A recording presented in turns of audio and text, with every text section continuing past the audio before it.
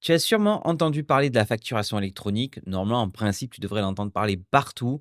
Mais est-ce que tu as entendu parler du e-reporting? Et surtout, voir est-ce que ça te concerne en micro-entreprise? Et ça tombe bien parce que c'est le sujet de cette vidéo. Bon, dans cette vidéo, on va poser les bases. Je vais expliquer ce que c'est le e-reporting, qui ça concerne, etc.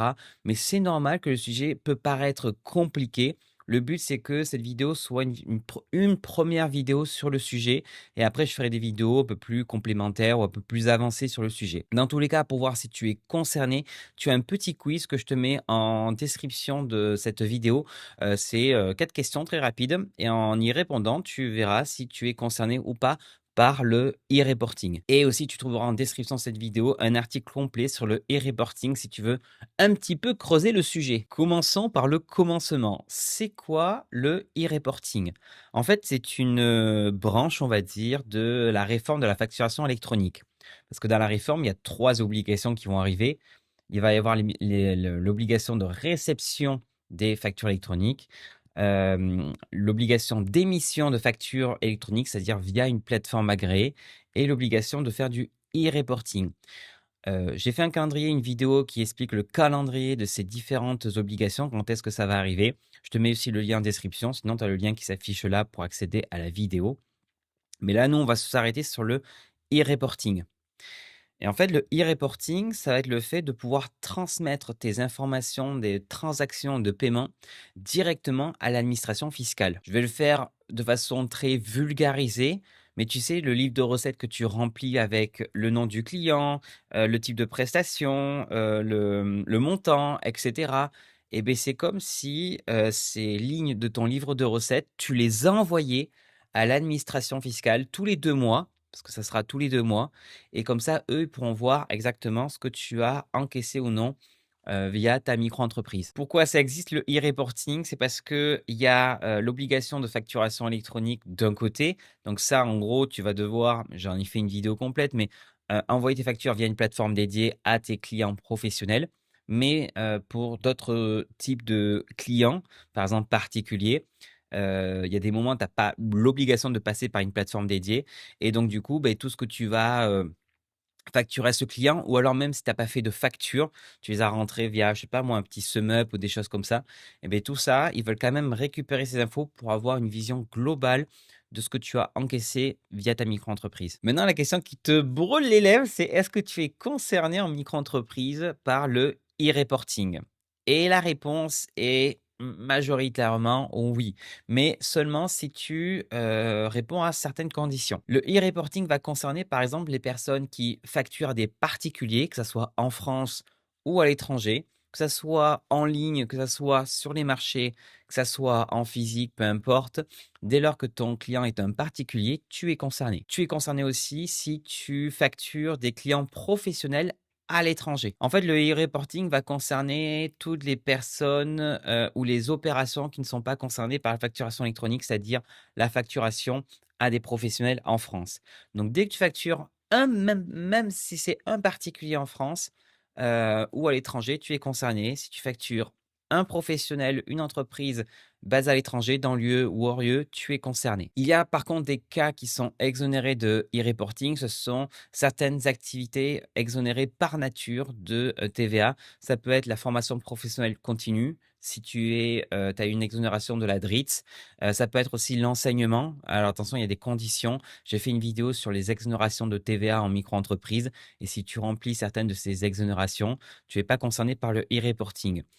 Si tu veux savoir si tu es concerné ou pas, encore une fois, je te ramène sur le quiz que j'ai mis en description qui te dit ou pas si tu es concerné par le e-reporting parce que normalement, j'ai pris la majeure partie des cas. Bon, en termes de deadline maintenant, c'est-à-dire en termes d'échéance, quand est-ce que ça va arriver? Bon, je te rassure déjà, ça sera pas cette année, ça sera pas cette année, je peux faire de cut, ça sera, pour septembre 2027.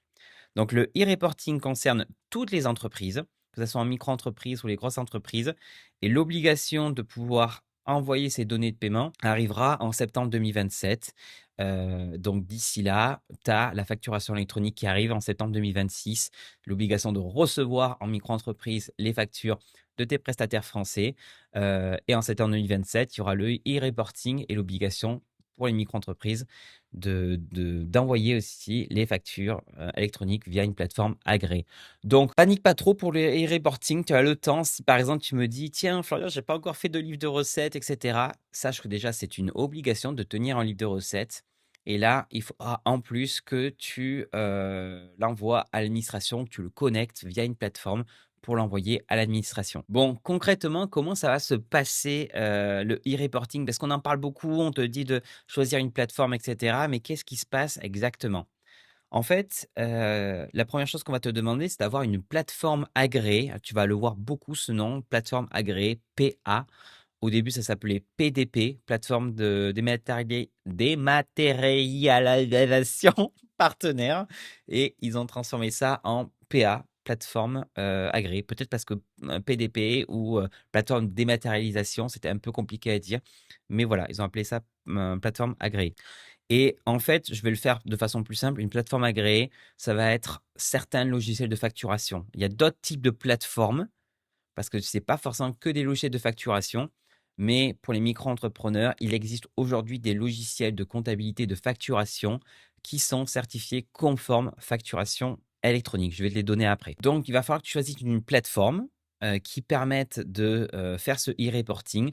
Normalement, ton logiciel de facturation, tu pourras le vérifier. J'ai fait un petit quiz aussi pour savoir quels sont les logiciels qui sont conformes et adaptés à ta situation. Je te le mets en lien en commentaire. Mais ce qui va se passer, c'est que cette plateforme va prendre tous tes encaissements. Donc, par exemple, c'est comme si cette plateforme allait tenir ton livre de recettes directement avec toutes les informations et va les transmettre à l'administration.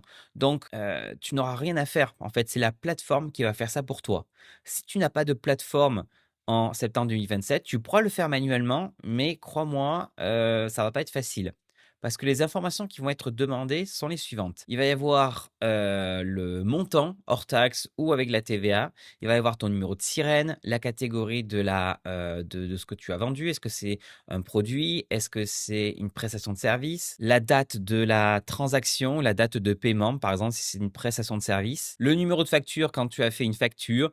Et on va dire le nombre de transactions, donc en gros le nombre de lignes durant la période donnée. Donc ça va être à envoyer tous les 2 mois. Et normalement, si tu prends une plateforme agréée, donc ton logiciel de facturation, ça, ils l'enverront automatiquement. Donc tu n'auras pas besoin de le faire. La seule chose que tu devras faire, toi, c'est d'indiquer toutes ces informations sur ton logiciel. Parce que moi, j'ai par exemple des gens qui me disent, Florian, j'utilise, je ne sais pas moi, Abi ou Indy pour faire ma facturation, mais ma comptabilité, je le fais à côté sur un truc papier.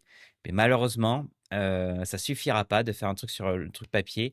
Il faudra passer par une application, une plateforme agréée qui permette de récupérer ces informations. Bon, maintenant, c'est comment t'y préparer. Qu'est-ce que tu dois faire maintenant?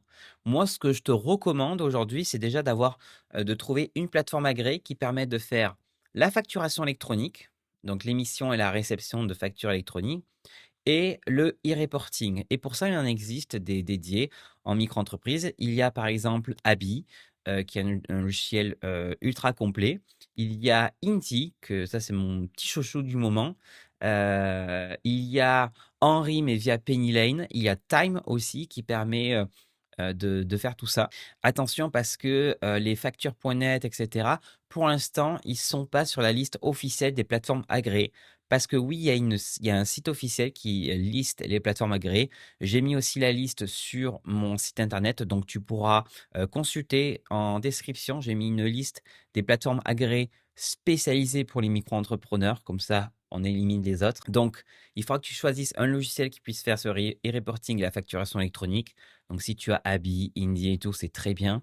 Si tu n'as pas ceux que je t'ai cités, pareil, encore une fois, dans la description, je t'ai mis un petit quiz qui permet de te dire lequel est le plus adapté. Une fois que tu l'as, ce logiciel, il va falloir que tu actives sur le logiciel, que tu adhères à la partie facturation électronique, que ce soit chez Abi, que ce soit chez Indie.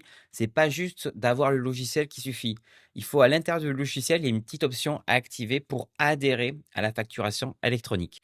Et là, tu te demandes, mais combien ça va coûter cette histoire? Alors, normalement, les logiciels que je t'ai donnés le facturent pas, donc c'est gratuit, ce e-reporting automatique et gratuit. Par contre, certains logiciels peuvent le faire payer. La réforme en elle, elle n'est pas payante, mais certains logiciels veulent faire payer ce truc d'envoi, soit avec des formules payantes, etc. Donc ça, à vérifier sur les autres logiciels que je n'ai pas cités, que peut-être que tu utilises. Pour, pré-clôturer cette vidéo, je voudrais répondre à deux-trois questions que je vois souvent parler sur le e-reporting. C'est par exemple, comment ça se passait si tu fais la vente sur les marchés? Parce que certains me disent: «Mais je fais pas de facture et cetera, comment ça marche?» Alors, c'est pas parce que tu fais de la vente sur les marchés que déjà tu as l'obligation de faire des factures, ça c'est faux. Il faudrait normalement que tu tiennes sur un livre de recettes papier l'ensemble de tes ventes avec ventilé en fonction, des lignes et si tu utilises un SumUp, par exemple, les mini TPE SumUp ou MyPOS ou celui de PayPal et cetera. Normalement, en principe, d'ici 2027, ils seront, homologués, j'espère, pour pouvoir, transmettre directement ces données de e-reporting. Donc que ça soit, SumUp et cetera. Ou alors toi, tu pourras les exporter de ces outils-là et les importer sur les outils que tu utilises comme Abi, Indy et cetera. Donc le e-reporting, ça n'a rien à voir directement avec l'obligation d'envoyer des factures, de recevoir des factures, même si dans ton activité, tu ne fais pas de factures. Attention quand même, parce que dans certains cas, il faut faire des factures, même si elles ne sont pas électroniques.